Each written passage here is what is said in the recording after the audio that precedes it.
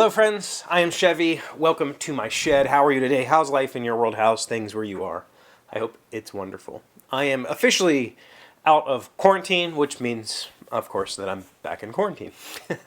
uh, my 2-week mandatory medical quarantine for being, testing positive with the virus is over. It ended yesterday. Like yesterday was my last day, so today I was able to go out. So while it's great, I'm off quarantine, I'm still, like everybody else, not going anywhere. I did go to Walmart today, and it wasn't necessarily out of necessity. I could have lasted another probably week without needing anything drastic, but we're getting really thin on a few supplies, and it would have been a week of just eating pasta and chicken, which I can handle just fine. But M isn't really a big fan of spaghetti, so we needed food. I was getting low on some of my medications, and that's not medications. I take a lot of supplements, prescribed supplements, I guess. But anyway, the point is, I got to go out, and after being sedentary for 2 weeks, just a trip to Walmart left me pretty lightheaded, and it took me a good while to recover. So while I was really hopeful this morning, I was like, well, I'm going to get up and I'm going to kind of do some work, and then I had to take my oldest to get her test because she's been missing work, and they need the paperwork, so because she's been missing work. I figured I would take her, I'd do some Walmart stuff, and then if I was feeling good, I would come down here and start messing around. But I'm not feeling good enough that I want to be in dorking off around the tools right now.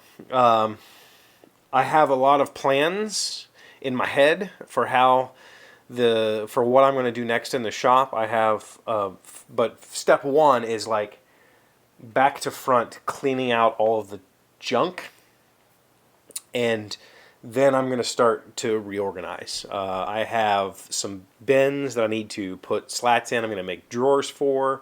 I have a router table that I need to build an actual rolling stand for so that it can get tucked out of the way when I'm not using it.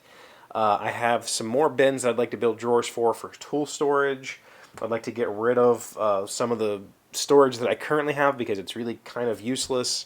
So there's a whole bunch of things that I have planned to do, and then on top of all of that, I want to actually make some of the rustic furniture stuff. So I know myself, the way that I typically work is I'll say I'm going to come down here, I'm going to start the cleanup, and I'll start doing the cleanup, and then I'll get distracted and I'll make something, because as part of the cleanup I found a thing, and that thing doesn't have a home, and so I'll make a bracket to put it on the tool wall, or I'll make a drawer to put it in, or I'll, whatever.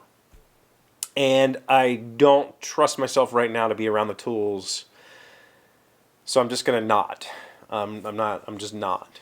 And tonight's just going to be a little bit more chill. I'm going to cook some dinner and stuff, and start trying to be a little bit more active around the house tonight. And tomorrow I'll try to stand up more and do some more walking around to try to get back into the swing of things. But I tell you what, for 2 weeks of just basically being stationary, it was weird to be outside. It was very, very weird.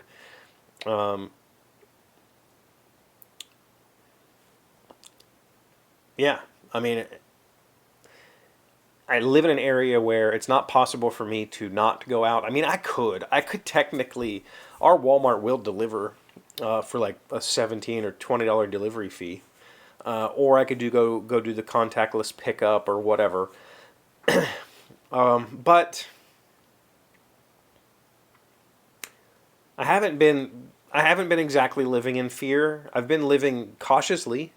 I've been doing social distancing. I have not been to parties. I have not been to gatherings. I have not done anything like that. I have one friend and his friend who have come over a few times. I've had my kids here. But for the most part, I've been really good about being, quarantined.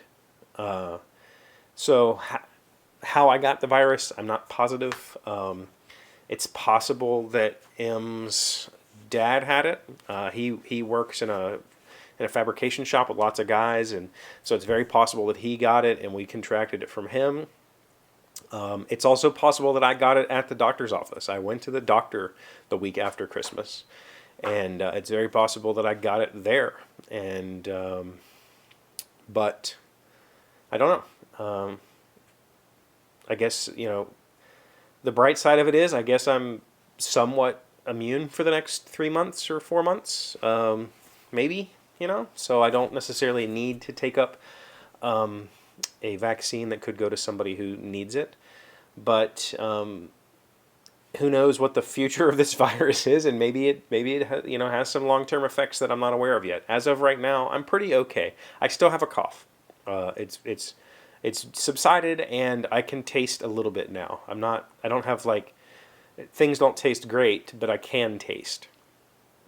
I ordered Chinese food last night just because I had been craving it over the past week and realized that there was no point in me spending that kind of money on food that I couldn't taste. But I ordered it last night, and it was good. I could taste most of it. Like, it's just a very, like, subdued flavor. Everything is just kind of muted. Kind of like, you know, having earplugs in, but for the taste buds.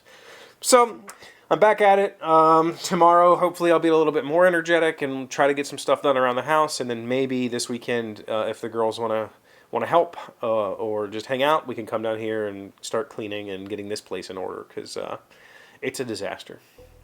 But that's all I have for you right now. So thank you for being here as always. Thank you for liking, commenting, subscribing, being amazing friends and wonderful people. I really appreciate you. And I'll see you again tomorrow.